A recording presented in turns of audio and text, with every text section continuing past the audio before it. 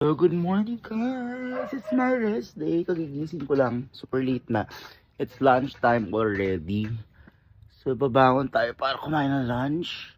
Then after lunch, paliligo. Pupunta na veterinaryo dahil may check up ang ating Shih Tzu, si Cinnamon. So, ayun. Update ko kayo later guys. Bye!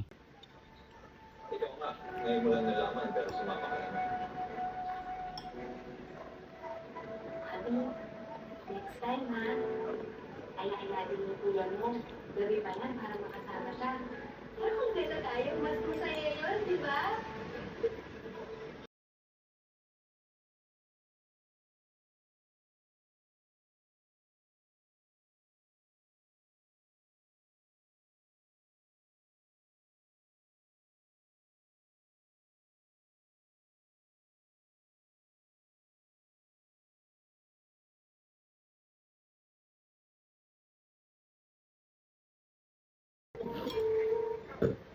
Gigi, meron nga na charger ng iPad mo.